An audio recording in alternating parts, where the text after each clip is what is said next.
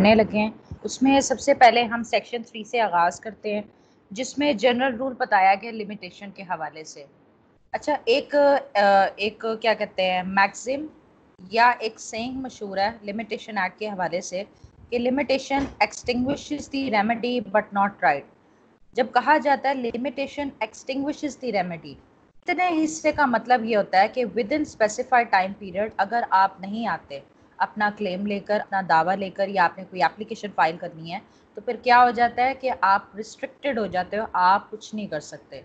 तो क्या था, limitation extinguishes the remedy but not right.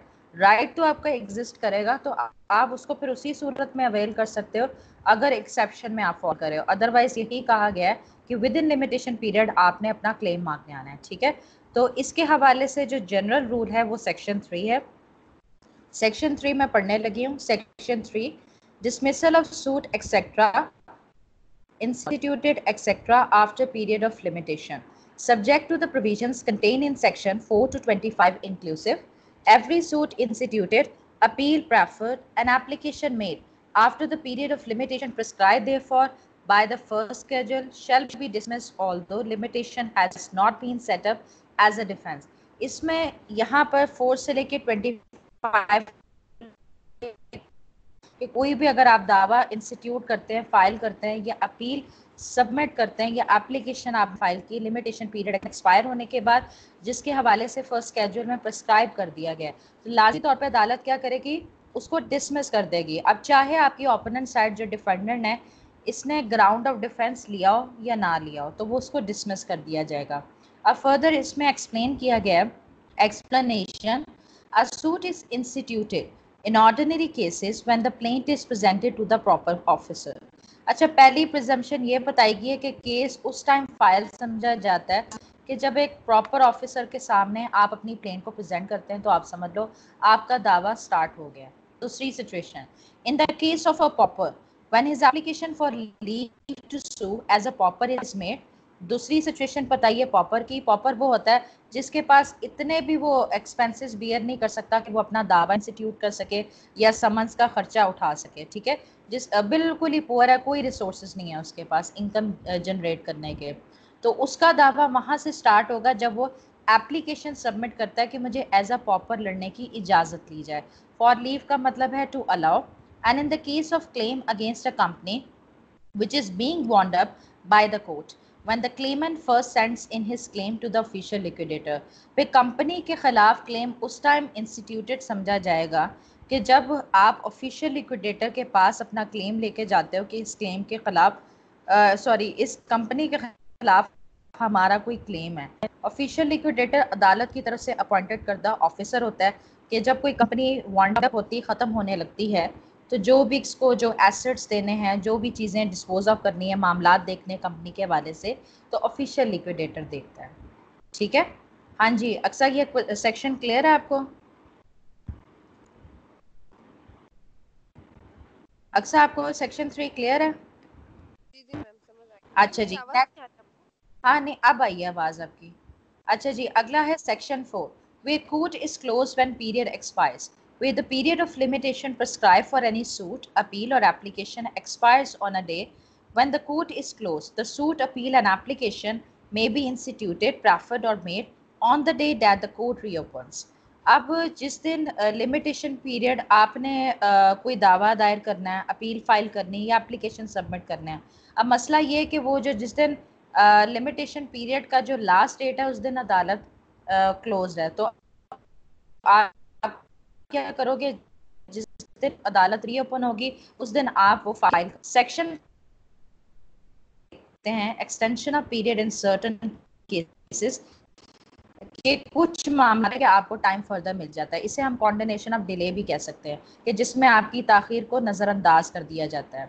Any appeal और एप्लीकेशन फॉर रिवीजन और रिव्यू ऑफ जजमेंट और for leave to appeal or any other application to which this section may be made applicable by or under any enactment for the time being in force may be admitted after the period of limitation prescribed therefore when the appellant or applicant satisfied the court that he had sufficient cause for not preferring the appeal or making the application within such period।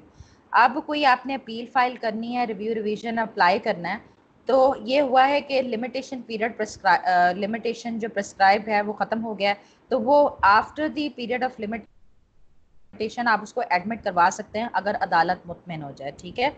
तो उसके लिए sufficient cause देना बहुत ज़रूरी है। Sufficient cause का मतलब है कि ऐसी कॉज या ऐसे सर्कमस्टांसेस जिन्हें पार्टीज कंट्रोल नहीं कर सकती थी। एक और बात, सेक्शन 5 दावों पर एप्लीकेबल नहीं होता, सिर्फ अपील, रिव्यू या एप्लीकेशन पर एप्लीकेबल होता है, ठीक है। आप ये नहीं कर सकते कि जैसे कि एक केस था उसके लिए दुरानिया 3 साल का था, आप चौथे साल आ जाते हो या कुछ अरसे के बाद 3 साल के बाद आते हो, तो सेक्शन 5 उस पर एप्लीकेबल नहीं होगा। आगे एक्सप्लेनेशन है, the fact that the appellant और applicant was misled by any order, practice और judgement of the High Court in ascertaining or computing the prescribed period of limitation may be sufficient cause within the meaning of this section। अगर आप high court के किसी फैसले या किसी practice या order की वजह से मिसलेड हो गए हो, या आपको एक्चुअल ये नहीं पता चला कि कितना लिमिटेशन पीरियड इसका कैलकुलेट होना है, कितना लिमिटेशन पीरियड है, तो ये भी इस सेक्शन के तहत सफिशेंट कॉज है, ठीक हो गया। उसके बाद सेक्शन 6 पे आ जाएं। अच्छा जी, सेक्शन 6 जो है लीगल डिसेबिलिटी, ये भी जनरल रूल की एक्सेप्शन है, जिसके में ये बताया गया है कि जब आपका लिमिटेशन पीरियड स्टार्ट हुआ था कोई राइट क्लेम करने के लिए या दावा दायर करने के लिए, एग्जीक्यूशन की एप्लीकेशन फाइल करने के लिए, लेकिन उस टाइम क्या हुआ कि आप किसी लीगल डिसेबिलिटी का शिकार हो, या आप माइनर हो, इंसेन हो या इडियट हो, तो जितनी देर आपकी लीगल डिसेबिलिटी एग्जिस्ट करेगी उतनी देर क्या होगा, लिमिटेशन पीरियड रुक जाएगा। अब मैं इसकी वर्डिंग पढ़ती हूँ। Section 6 legal disability, sub section 1, where a person entitled to institute a suit or proceeding or make an application for the execution of a decree is at the time from which the period of limitation is to be reckoned a minor or insane or an idiot. He may institute the suit or proceeding or make the application within the same period after the disability has ceased, as would otherwise have been allowed from the time prescribed therefore in the third column of the first schedule और in section 48 of the code of civil procedure. अब इसमें यह कहा गया है कि एक बंदा इंटाइटल्ड था कि वो दावा फाइल कर सकता था, प्रोसीडिंग स्टार्ट कर सकता था, डिग्री की एग्जीक्यूशन के लिए एप्लीकेशन दे सकता था, लेकिन जहां से उसका लिमिटेशन पीरियड एस्टिमेट होना था, रिकग्नाइज होना था, रेकन का मतलब होता है एस्टिमेट लगाना, मतलब जहां से अंदाज़ा लगाना था। अब क्या सिचुएशन है, वो माइनर हो गया है, वो माइनर है, इंसेन है या इडियट है, तो आगे वो दावा दायर कर सकता है, वो एप्लीकेशन फाइल कर सकता है उसी सेम पीरियड में जब उसकी डिसेबिलिटी ख़त्म हो जाएगी। जो टाइम पीरियड उसको अलाउ है स्केड्यूल फर्स्ट स्केड्यूल के तहत या सेक्शन 48 और सीपीसी। फर्स्ट स्केड्यूल जो लिमिटेशन एक्ट के साथ अटैच है, उसमें डिफरेंट मामलात के लिए डिफरेंट लिमिटेशन पीरियड प्रेस्क्राइब किया गया है। मैंने जो इसमें सबसे ज़्यादा इम्पॉर्टेंट थी वो मैंने एक अलहदा से हैंड आउट बना दिया आपको, जो पीडीएफ रिसीव हुई है ना, उसके एंड मेरे ख्याल से उसके एंड पे मैंने लिमिटेशन पीरियड्स बताए गए हैं, तो इंशाल्लाह वो कल हम डिस्कस करेंगे। आगे चलते हैं। सेक्शन 48 सीपीसी बता दूं, उसमें एग्जीक्यूशन के हवाले से बताया गया कि जब आप सेकेंड टाइम एग्जीक्यूशन अप्लाई करते हैं ना, फॉर एग्जाम्पल आपने विड्रॉ कर लिया है एग्जीक्यूशन पटिशन, तो दूसरी दफ़ा जब आप उसे फाइल करोगे ना, तो आपके पास सिर्फ 6 साल का टाइम पीरियड होगा। अक्सर यहाँ तक क्लियर है मेरी बात? जी मैम। मैम थोड़ा एग्जीक्यूशन को क्लियर कीजिएगा। एग्जीक्यूशन देखें, जब आप अदालती फैसला ले लेते हो अपने हक में, ठीक है, कोई भी केस हो, तो उसको एग्जीक्यूट भी तो करवाना होता है ना, ताकि उस पर इन्फोर्समेंट करवाई जा सके, ठीक हो गया। तो उसके कोर्ट लिए में होगा सेम। हाँ, उसी कोर्ट में होता है, या फिर बाजुकात ये सिचुएशन होती है कि डिग्री ट्रांसफ़र हो जाती है एग्जीक्यूशन के लिए, ठीक हो गया। तो चाहे उसी अदालत को एग्जीक्यूट करना है या किसी को ट्रांसफ़र हो गया, तो आपके पास 3 साल का टाइम पीरियड होता है, ठीक हो गया। लेकिन अगर किसी वजूहात की बना पर जैसे कंप्रोमाइज़ हो गया, आपने विड्रॉ कर लिया, तो दूसरी दफ़ा अगर आप एग्जीक्यूशन पटिशन फाइल करना चाह रहे हो, तो आपके पास 6 साल का टाइम है। पहले 12 साल का था, अमेंडमेंट करके 6 साल कर दिया गया है। हाँ जी, क्लियर है? ठीक है मैम।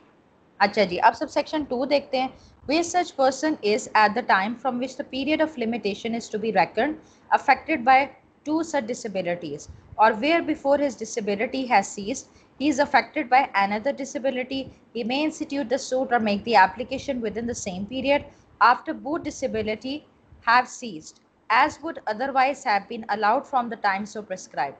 अच्छा, अब हुआ ये है कि एक आप डिसेबिलिटी का शिकार थे, इससे पहले वो ख़त्म होती आप दूसरी डिसेबिलिटी का शिकार हो गए, तो जब तक वो दोनों डिसेबिलिटीज़ ख़त्म नहीं हो जाती आप सूट और एप्लीकेशन फाइल नहीं कर सकते। डिसेबिलिटी ख़त्म होने के बाद आप कर सकते हो उस उतने टाइम पीरियड में जो कि प्रिस्क्राइब किया गया। सबसेक्शन 3 है where the disability continues up to the death of such person.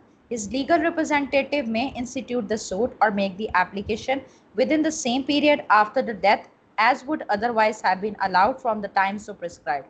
या फिर ये होता है सिचुएशन आ गई कि डिसेबिलिटी उसकी डेथ कॉज करने की वजह बन जाती है कि अब वो फौत हो चुका है, तो उसके बाद जब उसके लीगल रिप्रेजेंटेटिव्स इसके काबिल हो जाएंगे तो वो उसके बिहाफ पे फिर दावा या एप्लीकेशन उसी सेम पीरियड में दायर कर सकते हैं। Subsection 4. Where such representative is at the date of the death affected by any such disability, the rules contained in subsection 1 and subsection 2 shall apply. और अगर रिप्रेजेंटेटिव्स की भी इसी तरह डेथ हो जाती है डिसेबिलिटी के, जब वो शिकार होते हैं, तो जो सबसेक्शन 1 में और सबसेक्शन 2 में रूल्स प्रिस्क्राइब होंगे प्रिस्क्राइब हैं वही लीगल रिप्रेजेंटेटिव्स पे एप्लीकेबल होंगे। जी अक्सा, यहाँ तक क्लियर है आपको? जी मैम क्लियर। अच्छा जी, अब हम सेक्शन 7 देखते हैं। सेक्शन 7 में ये कहा गया है कि जिसमें जिनमें कॉमन इंटरेस्ट इन्वॉल्व है, सेवरल प्लेंटिव्स हैं, सेवरल एप्लीकांट्स हैं जिनका एक ही इंटरेस्ट इन्वॉल्व है, तो एक सबके बिहाफ पे फिर दावा दायर कर सकता है, तो उनके हवाले से यहाँ पर लिमिटेशन पीरियड के बारे में बताया गया है। Section 7, disability of one of several plaintiffs और applicants where one of several persons jointly entitled to institute a suit or proceeding or make an application for the execution of a decree is under any such disability and a discharge can be given without the concurrence of such person. Time will run against them all.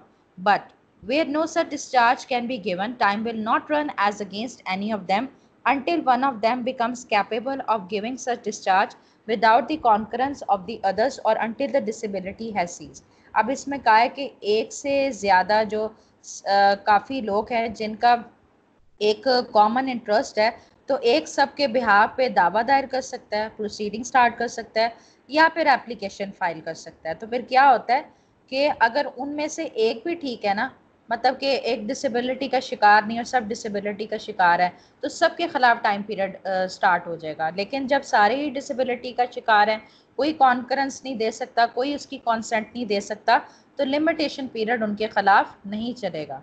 हाँ जी, clear है आपको? जी ma'am, अगर मतलब सभी disable हैं तो फिर वो टाइम पीरियड काउंट नहीं होगा। जी, वो सीज हो जाएगा, उतनी देर के लिए रुक जाएगा। ठीक है। ठीक है। अच्छा जी, section 8, special exceptions. Nothing in section 6 और in section 7 applies to suits to enforce rights of preemption or shall be deemed to extend for more than 3 years from the cessation of the disability or the death of the person affected thereby, the period within which any suit must be instituted or application made. Section 6 and 7 में जो rules prescribe किए गए हैं वो preemption के दावों पे applicable नहीं होते। पहली बात तो ये की गई है, ठीक है।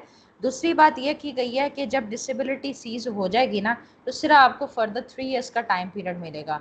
फॉर एग्जांपल, अगर एक दावे को दायर करने के लिए 12 साल का टाइम पीरियड है, लेकिन आप डिसेबिलिटी के शिकार हो, तो आप ये मत समझो कि आपको फर्दर फिर 12 साल मिल जाएंगे। डिसेबिलिटी सीज होने के बाद सिर्फ 3 साल का टाइम पीरियड मिलेगा। ठीक हो गया? जी मैम। अच्छा जी, आगे चलते हैं सेक्शन 9 पे। सेक्शन 9 भी जनरल रूल है जो सेक्शन 3 के साथ मिला के पढ़ी जाती है। इसकी जो ऊपर की पहली लाइन है वो जनरल रूल है। सेक्शन 9 है continuous running of time where once time has begun to run no subsequent disability और inability to sue stops it. कहते हैं एक दफ़ा जब टाइम पीरियड स्टार्ट हो जाता है ना, तो बाद में सब्सिक्वेंट अगर कोई डिसेबिलिटी अकर हो जाती है वो उसको रोक नहीं सकती। ये तो है जनरल रूल। और हम इसकी डिफरेंट एक्सेप्शन देख रहे हैं। पहले हमने सेक्शन 4 की सूरत में देखी, सेक्शन 5, सेक्शन 6, सेक्शन 7, ठीक है। और उसके बाद हम आगे ऑनवर्ड्स एक्सेप्शन ही पढ़ेंगे, ठीक है, जो 25 तक चल रही हैं। अच्छा, अब ये जो प्रोवाइजो है ना, ये भी एक्सेप्शन है।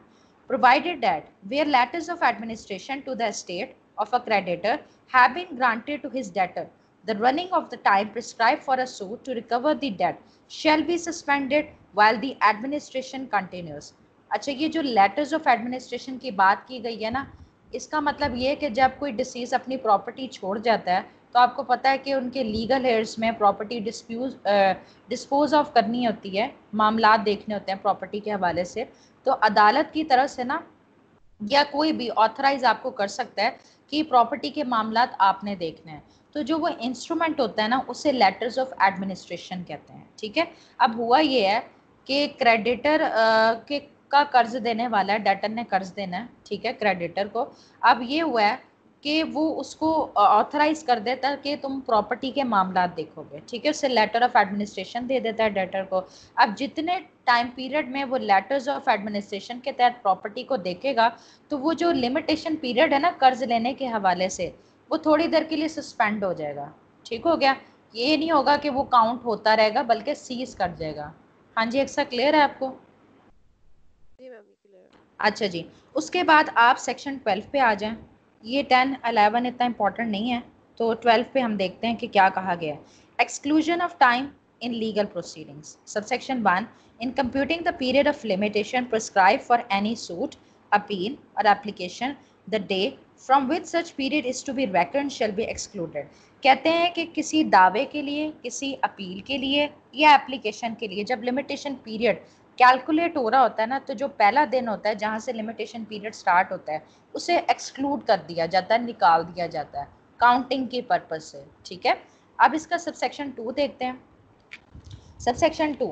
In computing the period of limitation prescribed for an appeal, an application for leave to appeal, and an application for review of judgment, the day on which the judgment complained of was pronounced, and the time requisite for obtaining a copy of the decree, sentence, or order appealed from or sought to be reviewed shall be excluded. अच्छा जी, जब appeal के लिए या फिर review के लिए आप जब लिमिटेशन पीरियड कैलकुलेट करना है, तो जिस दिन वो जजमेंट प्रोनाउंस हुई है और जितना टाइम पीरियड आपको लगा है उस फैसले की कॉपी लेने में, ठीक है, तो वो उतना टाइम पीरियड क्या होगा, वो तो निकाल दिया जाएगा, वो आपके हिस्से में नहीं आएगा। ठीक है, जब से फैसला प्रोनाउंस हुआ है और जिस दिन उसकी कॉपी मिलने तक जितना लिमिटेशन पीरियड है, जो दुरानिया लगा है, वो एक्सक्लूड कर लिया जाएगा। अब सब सेक्शन 3 देखते हैं। Where a decree is appealed from or sought to be reviewed, the time requisite for obtaining a copy of the judgment on which it is founded shall be also be excluded. अगर आपने किसी फैसले के खिलाफ appeal apply करनी है, तो उस जजमेंट की जो कॉपी लेनी है, जितना टाइम पीरियड लगेगा उसको लेने में, तो वो भी निकाल दिया जाएगा। अब है subsection 4, in computing the period of limitation prescribe for an application to set aside an award, the time requisite for obtaining a copy of the award shall be excluded. इसी तरह अगर आप अवार्ड को सेट असाइड करवाना चाह रहे हो, तो उस अवार्ड जो फैसले की कॉपी है उसको लेने में जितना टाइम पीरियड लगा है वो एक्सक्लूड कर दिया जाएगा। आगे है subsection 5, for the purposes of subsection 2, 3 and 4, the time requisite for obtaining a copy of the decree, sentence, order, judgment or award shall be deemed to be the time intervening between the day on which an application for the copy is made and the day actually intimated to the applicant to the day on which the copy will be ready for delivery. अच्छा जी, अब जो subsection 2, 3, 4 के purpose के लिए जो आपने copy लेनी थी, डिग्री की लेनी थी, या फिर किसी को अगर सज़ा हो गई या सेंटेंस की लेनी है, ऑर्डर की लेनी है, जजमेंट की लेनी है, या अवार्ड की कॉपी लेनी है, तो वो जो दुरानिया बीच का दुरानिया है ना, कि जिस दिन आपने एप्लीकेशन अप्लाई की थी कि मुझे कॉपी लेनी है और जिस दिन एप्लीकांट को इंटीमेट किया जाएगा कि डिलीवरी के लिए कॉपी तैयार है, तो वो जो दुरानिया होगा वो क्या होगा, इंटरवेनिंग टाइम होगा, दरमियान का हिस्सा। ठीक हो गया? हाँ जी, अक्सर क्लियर है? मैम इंटरवेनिंग टाइमिंग मतलब? बीच का जो दुरानिया जो एक्सक्लूड करना है उसके हवाले से कहा गया है कि जब आप ये भी अप्लाई एक्सक्लूड। करते हो, हाँ जी, इंटरवेनिंग दरमियान का टाइम पीरियड जी मैम। जो एक्सक्लूड होना है। क्लियर हुआ है? जी मैम। अच्छा जी, अब सेक्शन 13 देखते हैं, ये भी एक्सेप्शन है। Exclusion of time of defendants absence from Pakistan etcetera and certain other territories in computing the period of limitation prescribe for any suit, the time during which the defendant has been absent from Pakistan and from the territories beyond Pakistan under the administration of the federal government shall be excluded. कि defendant जितनी देर limitation period किसी दावे का चलना था वो पाकिस्तान में था ही नहीं, ठीक है ना, तो जब तक वो पाकिस्तान में नहीं होगा वो काउंट ही नहीं होगा, वो एक्सक्लूड कर लिया जाएगा। ठीक हो गया? क्लियर है यहाँ तक? जी जी मैम। सेक्शन 14 देखते हैं। ये भी एक्सेप्शन है। Exclusion of time of proceeding bona fide in court without jurisdiction. इसमें सिंपली ये बात की गई है कि आप ऐसी अदालत में प्रोसीडिंग्स चला रहे थे या प्रोसिक्यूशन देख रहे थे जो कि अदालत अख्तियार ही नहीं रखती थी कि उस प्रोसीडिंग्स को कंडक्ट करें, तो जितना टाइम पीरियड वहाँ पर लगेगा वो एक्सक्लूड कर दिया जाएगा, वो आपके ज़िम्मे नहीं आएगा। ठीक है। अच्छा जी, इसका सब सेक्शन 1 है, इन computing the period of limitation prescribe for any suit, the time during which the plaintiff has been prosecuting with due diligence another civil proceeding, whether in the court of first instance or in a court of appeal against the defendant, shall be excluded where the proceeding is founded upon the same cause of action and is prosecuted in good faith in a court which from the defect of jurisdiction or other cause of a like nature is unable to entertain it। ठीक है। अब एक limitation period है कि जब आप किसी दावे के हवाले से लिमिटेशन पीरियड कैलकुलेट कर रहे होगे, तो जिस दुरानी में प्लेंटिव ड्यू डेलिजेंस के साथ, एहतियात के साथ एक सिविल प्रोसीडिंग्स देख रहा था, चाहे वो कोर्ट ऑफ फर्स्ट इंस्टांस थी जहां पर पहले केस सुना गया, डायरेक्टली वहां पर जाना है, या फिर कोर्ट ऑफ अपील है डिफेंडेंट के खिलाफ, तो चूंकि वो गुड फेथ में वहां पर चल रही थी, तो ये डिफेक्ट ऑफ जुरिस्डिक्शन की वजह से ये जो भी रीज़न थी कि वो इंटरटेन नहीं कर सकता था, जितना लिमिटेशन पीरियड आपका वहां पर लगा है वो एक्सक्लूड हो जाएगा। अक्सा क्लियर है आपको? जी मैम क्लियर है। अच्छा जी, अब सब सेक्शन 2 देखते हैं। In computing the period of limitation prescribe for any application, the time during which the applicant has been prosecuting with the due diligence another civil proceeding, whether in the court of first instance or in the court of appeal against the same party for the same relief, shall be excluded where such proceeding is prosecuted in good faith in a court which from defect of jurisdiction or other cause of a like nature is unable to entertain it। ऊपर बात की गई थी suit के हवाले से, नीचे बात की जा रही है एप्लीकेशन के हवाले से। बाकी सारा कुछ सेम है कि ड्यू डेलिजेंस के साथ प्रोसीडिंग्स कंडक्ट की जा रही थी कोर्ट ऑफ फर्स्ट इंस्टांस में या कोर्ट ऑफ अपील में, सेम पार्टी के खिलाफ। ऊपर डिफेंडेंट की बात हो रही है, नीचे वही शायद डिफेंडेंट ही है, ओपोनेंट पार्टी है, तो जितना टाइम पीरियड उस पर लगा है वो एक्सक्लूड हो जाएगा। हाँ जी, क्लियर है एक्सा? अच्छा जी, explanation 1। In excluding the time during which a former suit or application was pending, the day on which the suit or application was instituted or made, and the day on which the proceedings therein ended shall both be counted। अच्छा, अब जिस दिन आपने वो पिछला जो farmer previous दावा था या एप्लीकेशन जब पेंडिंग थी, तो जिस दिन आपने अप्लाई किया और जिस दिन प्रोसीडिंग्स एंड हुई है वो काउंट कर ली जाएंगी टाइम के एक्सक्लूजन के पर्पस के लिए। ठीक है। Explanation 2। For the purposes of this section, a plaintiff or an applicant resist an appeal shall be deemed to be prosecuting a proceeding। अब इस सेक्शन के पर्पस के लिए प्लेंटिफ था, अगर दावा देख रहा है, एप्लीकांट ने कोई एप्लीकेशन फाइल की है तो एप्लीकांट है, तो वो जब वो प्रोसीडिंग्स को देख रहे होंगे तो इस पर कि वो कोई अपील दावे को सुन रहे, दावा वहाँ पर प्रोसिक्यूट करवा रहे हैं या एप्लीकेशन चल रही है, तो इस पर्पस के लिए यही समझा जाएगा कि ये प्रोसीडिंग्स को आगे परसू करवा रहे हैं, ये मुकदमे की पैरवी करवा रहे हैं। ठीक है, हो गया। Explanation 3। For the purposes of this section, misjoinder of parties और of causes of action shall be deemed to be a cause of a like nature with defect of jurisdiction। अब कोई पार्टी जिनका ऐड होना ज़रूरी था वो add नहीं हुई, मतलब मिस ज्वाइंडर हो गया, ये कॉज ऑफ एक्शन के हवाले से कोई डिफेक्ट आ गया, तो वो यही समझा जाएगा कि जुरिस्डिक्शन में कोई डिफेक्ट है, उसी के इक्वलेंट कंसिडर किया जाएगा। हाँ जी, एक्सा क्लियर है आपको? मैम एक्सप्लेनेशन 3 थोड़ा समझाइए। एक्सप्लेनेशन 3 में ये कहा गया है कि जैसे कि मिस ज्वाइंडर ऑफ पार्टीज अकर हो गया कि इस पार्टी का ऐड होना ज़रूरी था लेकिन वो पार्टी ऐड नहीं हुई, ये कॉज ऑफ एक्शन के हवाले से कोई डिफेक्ट है, तो वो उसकी जुरिस्डिक्शन में वांट ऑफ जुरिस्डिक्शन ही समझा जाएगा या डिफेक्ट इन जुरिस्डिक्शन समझा जाएगा कि अदालत उसको इंटरटेन नहीं कर सकती, उसी के इक्वलेंट होगा। अक्सर क्लियर हुआ? जी मैम जी मैम। ठीक हो गया। अच्छा, उसके बाद आप सेक्शन 17 पे आ जाएं, ये भी इंपॉर्टेंट है, ये भी आ जाता है। Effect of death before right to sue accrues. Subsection 1।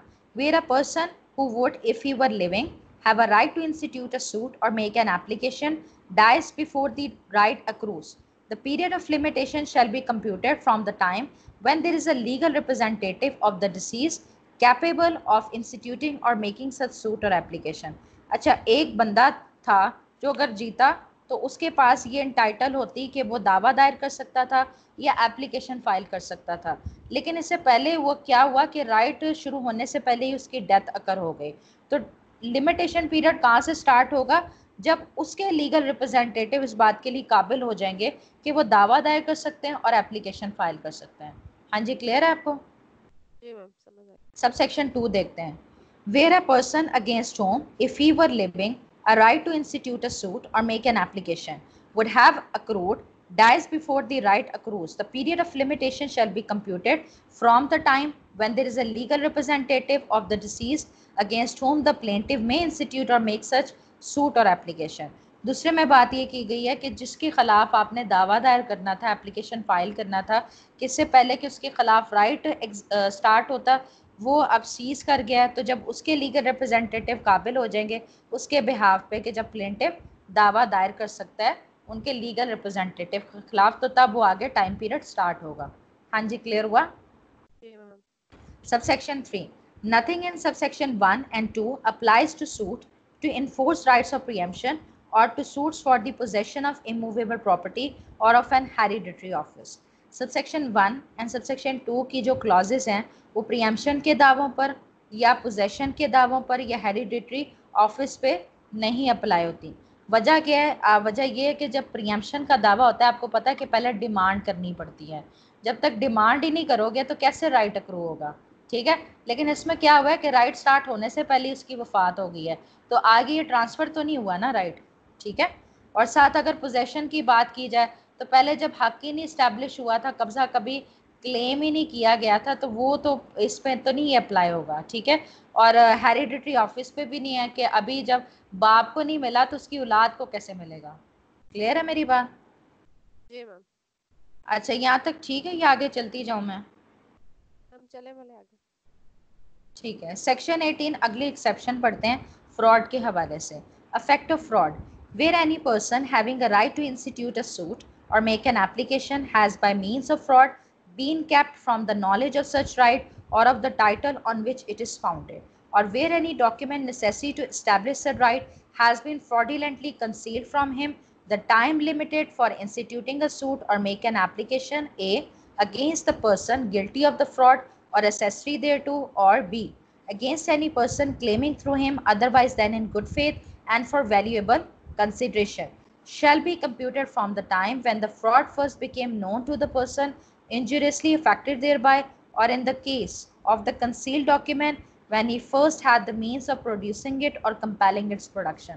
जी समझ आइए आपको या मैं इसको एक्सप्लेन करूं? मैम एक्सप्लेन करें। अच्छा देखें, एक बंदे के पास हक है कि वो दावा दायर कर सकता है या एप्लीकेशन फाइल कर सकता है, लेकिन हुआ यह है कि धोखाधड़ी से उसको उसके राइट से ना छुपा के रखा गया, कंसील किया गया उसका ये हक, या कोई डॉक्यूमेंट है जिससे उसका राइट इस्टेब्लिश हो सकता है तो फ्रॉडुलेंटली उसे कंसील किया गया है। अब लिमिटेशन पीरियड किसके खिलाफ स्टार्ट होगा? दावे के हवाले से और एप्लीकेशन के हवाले से उस बंदे के खिलाफ जिसने फ्रॉड एक्सरसाइज किया है, या अगर उसे कोई असेसरी है, किसी ने असिस्ट किया है, ठीक है, तो एज अ कंप्लिस उस पर भी एप्लीकेबल होगा। और जो उसके बिहाफ पे क्लेम कर रहा है वो भी एप्लीकेबल होगा, लेकिन इधर बोनाफाइड परचेजर नहीं आता, जिसको ऑलरेडी जो प्रीवियस ट्रांजैक्शन थी, ये जो कुछ मामला पहले हुए थे उसके बारे में नहीं पता था, तो बोनाफाइड परचेजर पे यहाँ पर एप्लीकेबल नहीं होगा। ठीक है, तो लिमिटेशन पीरियड कहाँ से स्टार्ट होगा?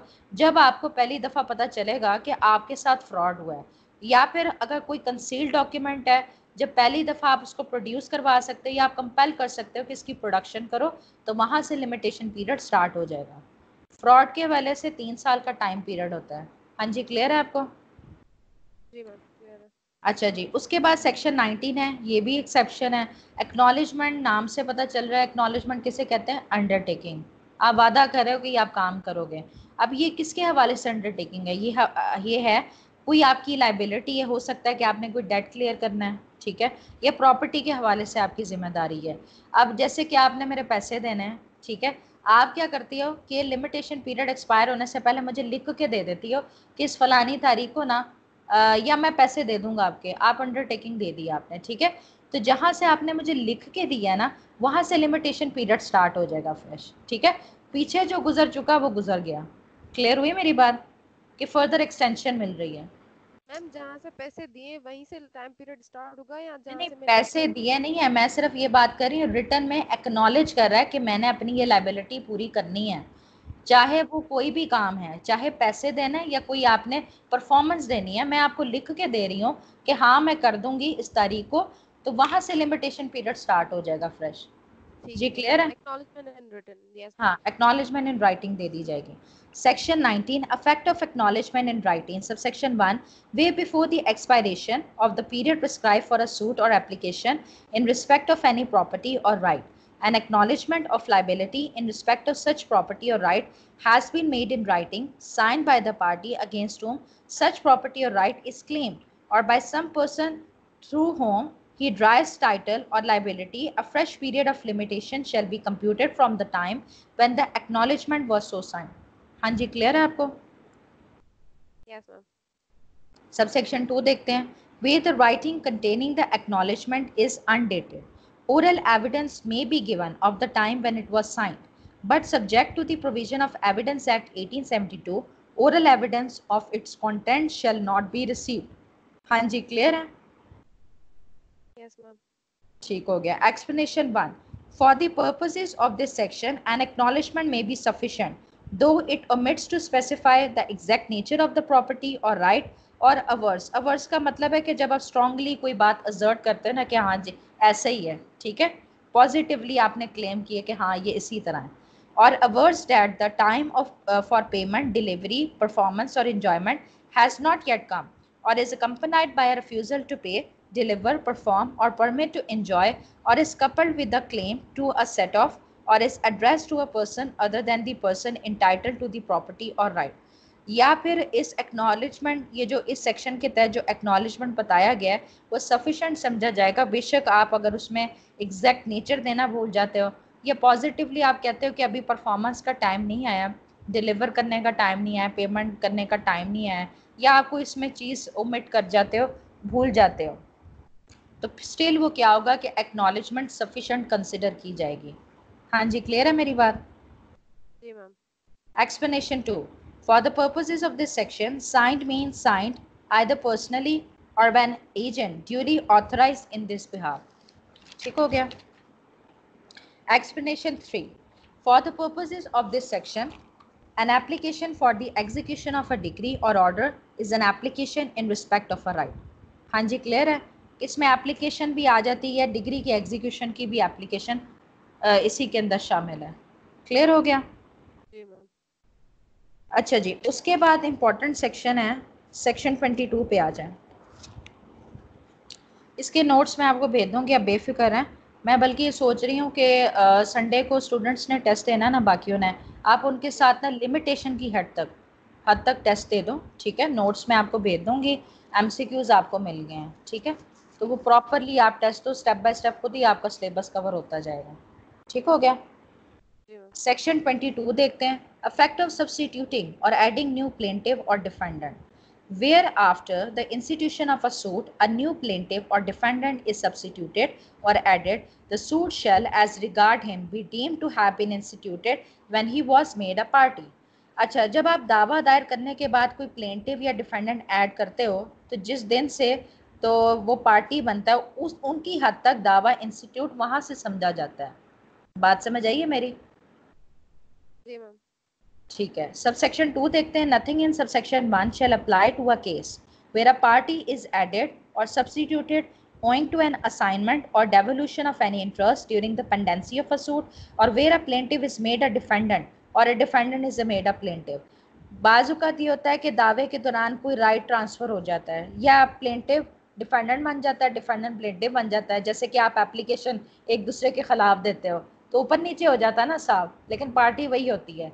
तो सब सेक्शन 1 वहाँ पर एप्लीकेबल नहीं होता, वहाँ पर ये नहीं समझा जाएगा कि अभी एज अ पार्टी ऐड हुआ है।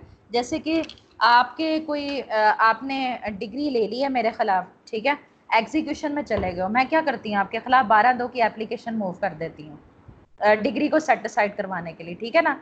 तो अब ऊपर नीचे स्टेटस हो गया ना, पहले प्लेंटिव वर्सेस डिफेंडेंट था, अब क्या होगा? डिफेंडेंट वर्सेस प्लेंटिव होगा। पार्टीज तो वही है ना, स्टेटस उस तरह तो नहीं हुआ ना कि अभी एज अ पार्टी ऐड हुई हूँ मैं। क्लियर हो रही है मेरी बात? तो सब सेक्शन 1 सब सेक्शन 2 पे एप्लीकेबल नहीं होगा। ठीक हो गया। जी मैम। उसके बाद 26 पे आ जाएं। लास्ट सेक्शन इंपॉर्टेंट है इसका, ईजमेंट राइट के हवाले से। ईजमेंट राइट का तो आपको आइडिया होगा ना कि स्पेशल राइट होता है कि जैसे कि पानी आप ले रहे हो, वहाँ से रास्ते से गुजर रहे हो, तो एक अरसे के बाद, अमूमन 20 ईयर्स के बाद, वो आपका राइट इस्टेब्लिश हो जाता है एज अ ईजमेंट के इंजॉयमेंट के पर्पज़ के लिए। क्लियर है? जी मैम। अच्छा जी, अब 26 देखते हैं। Acquisition of right to easement, subsection 1, where the access and use of light or air to and for any building have been peaceably enjoyed therewith as an easement and as of a right without interruption and for 20 years, and where any way or water course or the use of any water or any other easement, whether affirmative or negative, has been peaceably and openly enjoyed by any person claiming title thereto as an easement and as of right without interruption and for 20 years. The right to such access and use of light or air, way, water course, use of water or other easement shall be absolute and indefeasible.